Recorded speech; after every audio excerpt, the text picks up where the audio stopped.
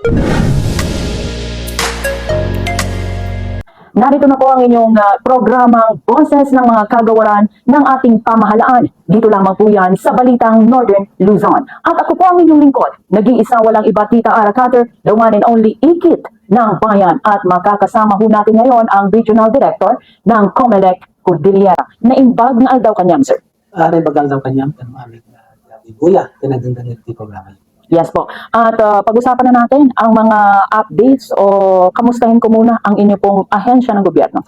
Well, sa amin sa COMELEC kasi, pag wala pa namang eleksyon, concentration talaga ng trabaho namin is registration. So, hindi lang naman kami, actually nationwide yan. Contact tayo ng registration. So, yung efforts namin nakakonsentrate dyan. More on the policy making kasi nasa main office namin yan. Yes po. Sa registration po kayo nakakonsentrate, sir? So, pag-usapan naman po natin ito pong mga deactivate and reactivate na mga gustong mag-register sa inyo. Well, kailangan i-explain muna natin. Ang reactivation kasi is applicable lang yan sa mga dati ng botante na hindi na bumoto ng 2 consecutive na national elections. So, may batas kasi tayo dyan na kailangan mong bumoto at kung hindi ka nakaboto ng 2 consecutive, i-deactivate nila. Pag sinabi natin deactivate, hindi naman natin sila tatanggalin totally sa listahan. So, ilalagay lang natin sa isang file yan na deactivated. Ibig sabihin may record ka pa rin, pero hindi ka pwedeng bumoto. Kasi deactivated ka. So, kapag gusto mo na ulit bumoto, ang kailangan lang gawin ay pumunta sa aming opisina at magpapa-reactivate. Hindi ko kayo magre-rehistro ulit. Kailangan linawin natin yan. Magpapa-reactivate kayo kasi meron na kayong record. So, reactivate lang, hindi na magre-rehistro. Okay, maliwanag po. Magre-reactivate lamang po kapag 2 consecutive national election na ang hindi ka bumoto. Pero paano kung isang beses lang naman? Okay lang, hindi pa naman tatanggalin o hindi pa i-deactivate ang pangalan mo. Kailangan 2 consecutive. Okay. Like kunyari, nag-election tayo ng 2022, bumoto. Nag-election tayo ng barangay, pa rin bumoto. Most probably, ma-deactivate ka na. So, kailangan baka boto ka for the May 2025 elections next year. Kailangan magpa-reactivate. Sabi mo national lang, sir. Barangay sa national election kasi it's a national. Yes. But may mga times kasi din na parang minsan nire-relax with respect to barangay elections. But as of now kasi ang policy naman namin basta may national election. Mag sinabi natin national, the scope is national. Yes po. Nagde-deactivate tayo. Okay. Alright. Karagdagan lamang po na impormasyon. Deactivate itong mga namatay. Okay. Ang namatay tinatanggal na yan totally sa listahan. Ang basis natin na nagtatanggal ng mga namatay ay ang report na nanggagaling sa local civil register. Hindi tayo pwedeng magtanggal ng pangalan ng namatay as alleged by any other person. Like, ito, kamag-anak ko yan, patay na yan. Hindi naman basta tatanggalin yan. So, may proseso siya, So, sinong maaaring mag-report? Immediate family? Well, kaya sinabi ko, ang mga deaths naman natin, like, mostly, ang deaths natin is nire-report naman yan sa local civil register. That's why, ang record na nagre-rely kami pag nagtatanggal kami ng pangalan ay yung bigay na report ng local civil register. Because ayaw natin mangyari, hindi ko na sabihin ka ng lugar, pero may nangyari na somewhere na ni-report ng barangay captain. May constituent ko to, patay na yan. So, yung opisina, hindi isang opisina ng COMELEC, hindi naman nag-research. Tinanggal na yun. Buhay pa pala.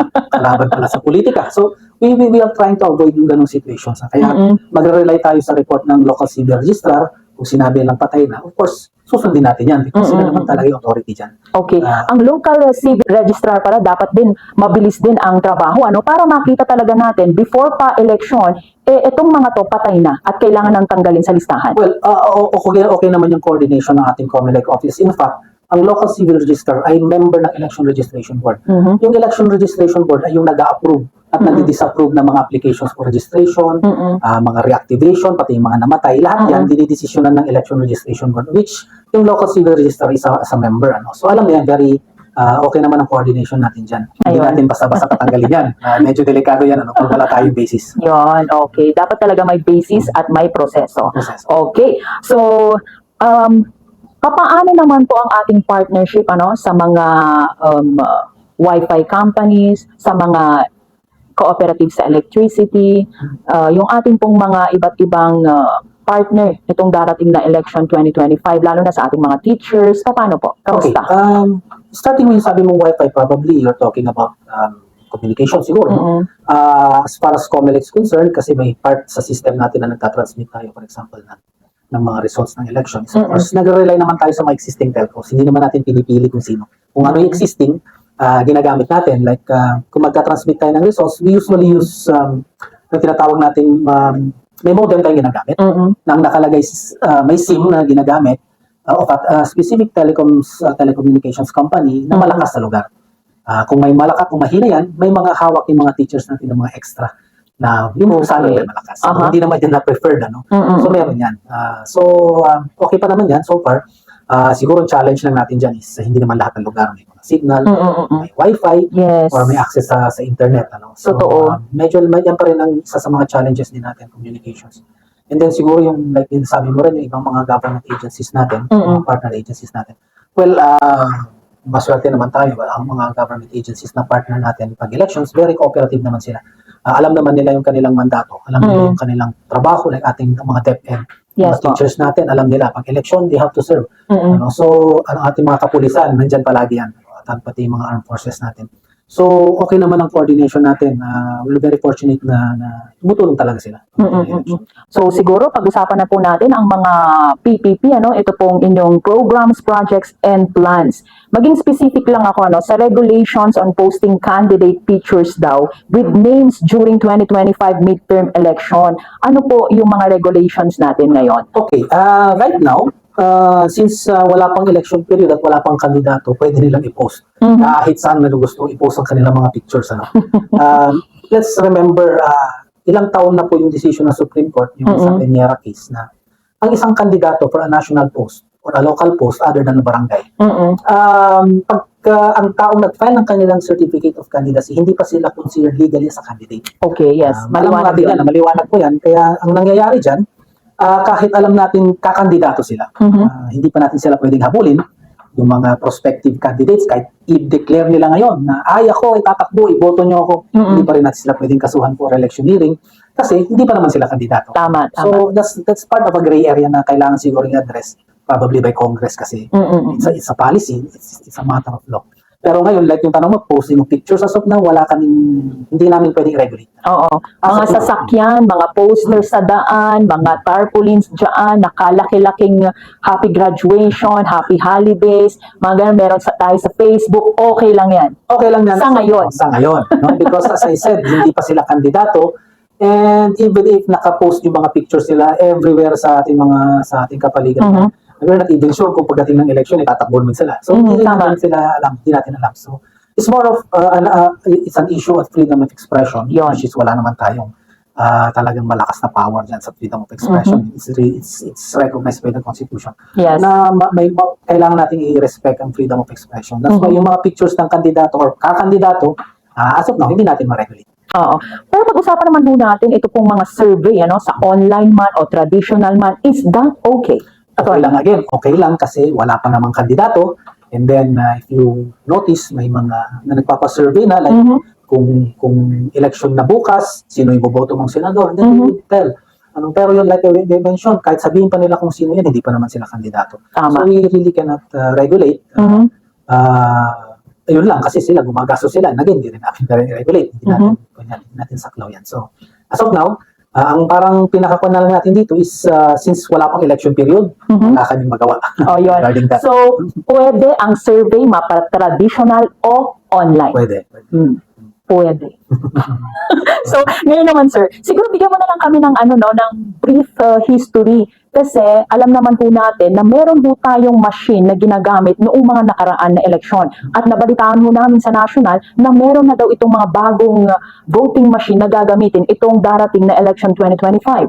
Oh yes, meron tayong bagong provider ng mga makina. Meron na tayong tawag natin ngayon is automated counting machine. Automated counting machine. Okay. Nung nag-umpisa tayo ng automated elections, ang unang tawag natin is yung PICOS.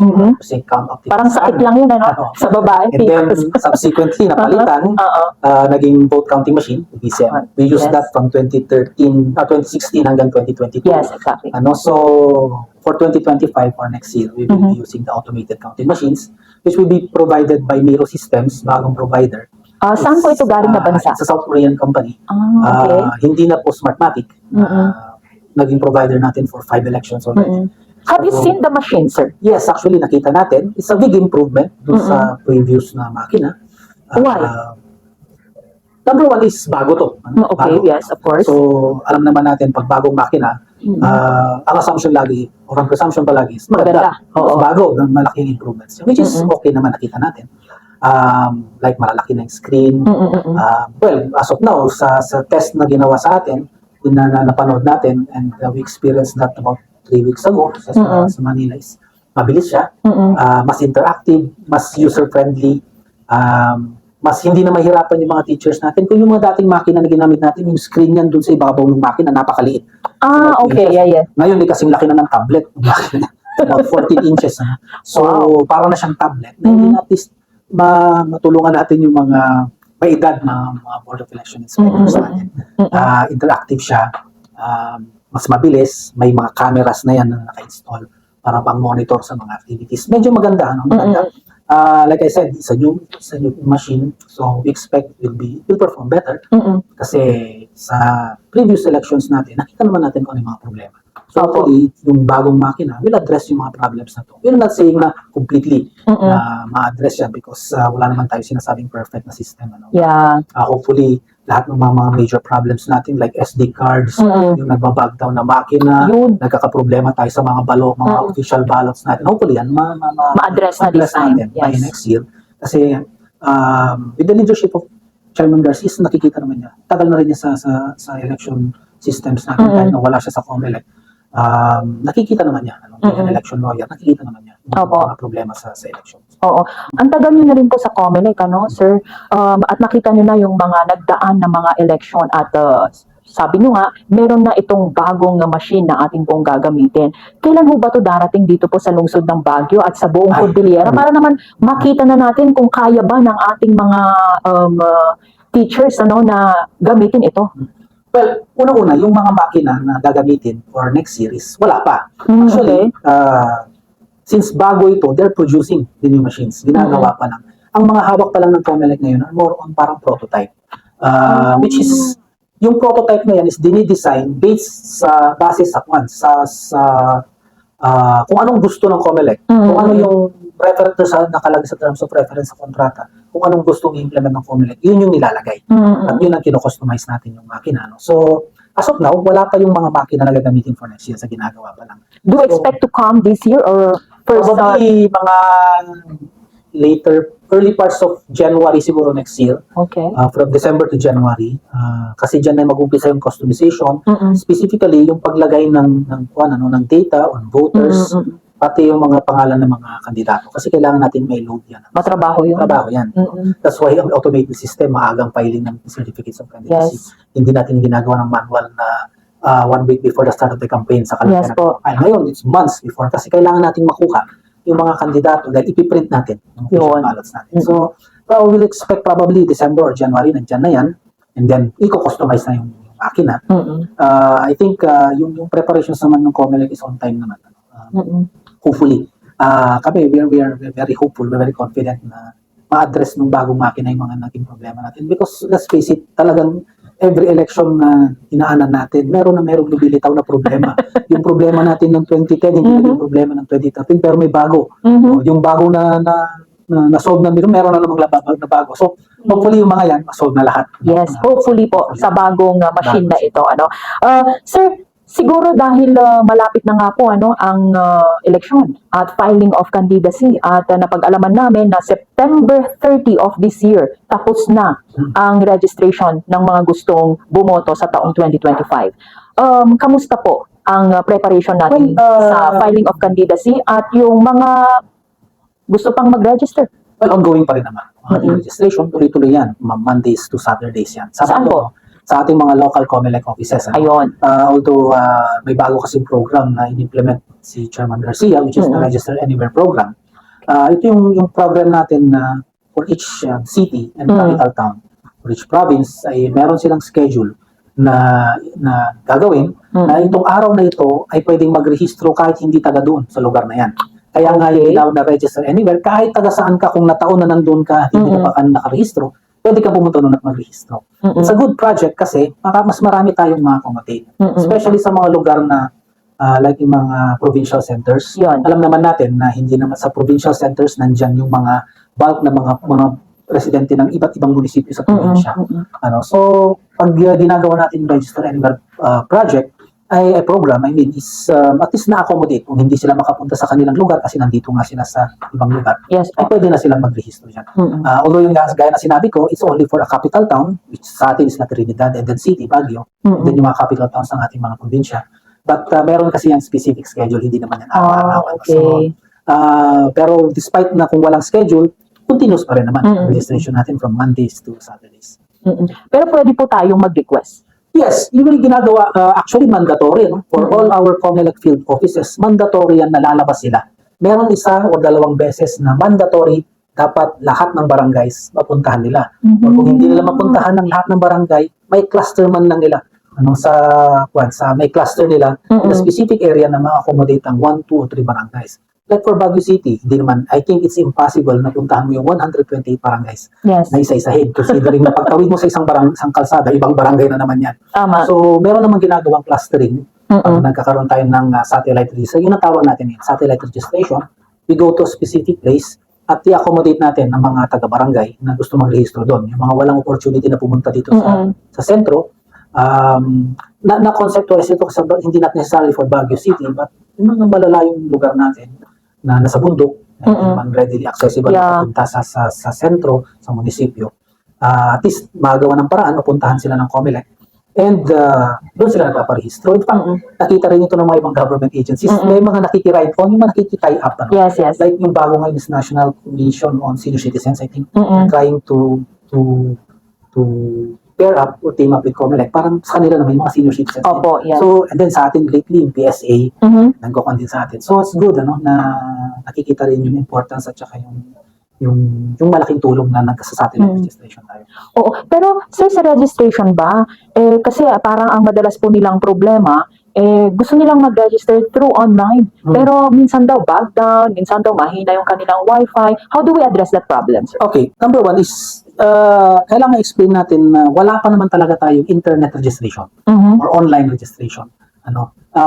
Meron tayong system or program na online or through the internet, pwede mo nang fill upan yung application form and you can have a schedule kung kailan ka pupunta. But still, mandatory na pupunta ka pa rin sa opisina dahil kailangan natin kunin yung biometrics mo. Hindi natin pwedeng kunin yung biometrics online. Hindi natin makukuha yung fingerprint mo, hindi natin makukuha yung signature mo. So, mandatory pa rin na pupunta sa opisina, pero pwede na nilang padalahin yung proseso. Kung sila ay baka may access sa internet, pwede na silang mag-fill up actually na application form doon, pipirma na lang nila, pipirmahan. Okay. And then have themselves, pwede silang mag-option na nila kung gusto nila magpa-schedule on specific hour, specific day. Pag meron silang schedule niyan, mapaprioritize sila actually. So, meron naman kaming kanyan. Meron kaming system online para lang sa scheduling and filling up of forms. Pero wala pa tayong online registration. Ay, okay. Pero, sir, ganito ha, ikumpara lang natin itong mga nagdaan na taon at nagdaan na eleksyon. Mas dumami ho ba ang nag-register ngayong taon na ito kumpara nung mga nakaraang taon? Kamusta po? It's not really yung dumadami nag-register, pero napa-fluctuate din kasi yung numbers natin. Bakit? Ganito yan, hindi naman all the time na yung nagre-register, nadagdagan. Ang botante natin nagbabawas din. May namamatay, may lumilipat. Ayun. And then, meron din yung nailadagdag sa atin na hindi naman talaga sila nagre-register kundi nagka-transfer lang. So, yung data natin is nagdadagdag nga siya, no? Pero pa konti-konti. I believe it's 2019 is the first time na lumagpas ng 1 million ang botante ng CAR. That was 2019. It's already 2025. Ang mga nidagdag lang as of now is about 50,000, something like that. In the span of 6 years. So you could just imagine kung 6 years yan, dapat marami-rami na yan. Sabi natin, although CAR is the smallest region in the country, we expect naman na hindi ganyan talagang volume ng tao dito. So maraming dumarating. Baguio City, maraming dumarating kasi it's a melting pot. Marami rin umaalis, mga estudyanteng nag-graduate, mga transient na nagtatrabaho. So ganyan, hindi na necessary na rehistro, meron din umaalis, meron namamatay, may nagtatransfer. So, gano'n nagpa-fluctuate, at nagdadagdag naman kahit paano, ito makonti-konti. hindi natin ma-compare of course sa ibang region like Opo. NCR, Region 4A, 4B, na malalaking regions na talagang kung nagdagdag sila ng botante by the hundreds of thousands. So, as of now, since maliit naman talaga yung region, nagdadagdag pa rin, pero pakonti-konti lang. Oo. Siguro doon naman po tayo, doon sa prohibition ng bagong pinag-uusapan ngayon sa national, ang paggamit daw di umano ng mga politiko ng AI o itong tinatawag din po natin na deepfakes. Siguro mamaya din ipagkumpara din natin ano ho ba itong dalawang ito, ano yung pagkaiba nila. Siguro doon muna po tayo sa paggamit daw nila ng AI. Pinag-uusapan nila to sa national, sir. What can you say about it? Your opinion? Ang tingin ko lang naman kasi, as far as COMELEC is concerned, magiging applicable yung AI on our part is pagdating siguro sa campaign, kampanya, kasi pagpapansinin mo yung ginagamit yung mga AI ngayon sa deepfakes, gumagawa ng videos, kaya nilang palabasin na yung isang tao nagbibigay ng statement na ganito kahit hindi niya ginawa. And it looks very real. No? So nakakatakot yan. Mawawala na nga kami, sir. AI na rin daw ang mga reporters, Pati yun, broadcaster. Natakot ako bigla. In fact, may balita rin na magbabawas ng mga personnel kasi kaya gawin ng AI.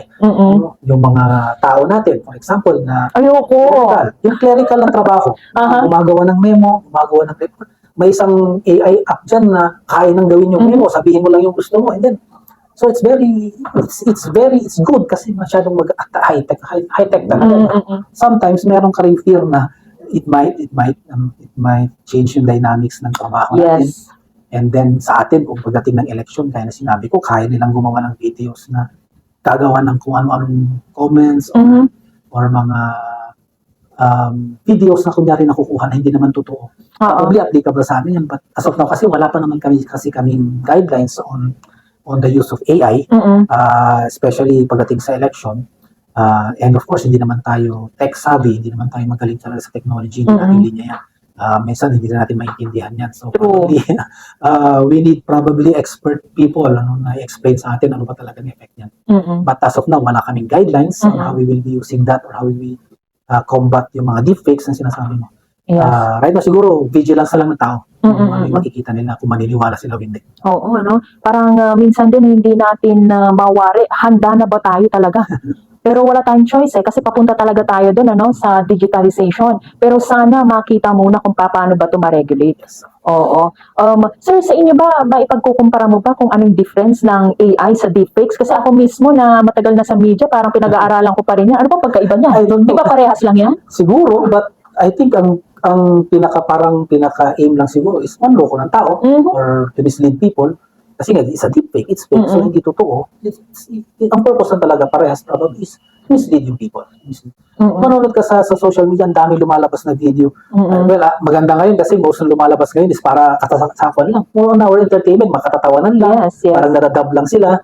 Pero, titignan din natin pagdating siguro kunyari sa election, sa campaign, may malalabas na dyan videos na isang kandidato nagsasalita ng ganito, na sinisiraan ng ganito, everything.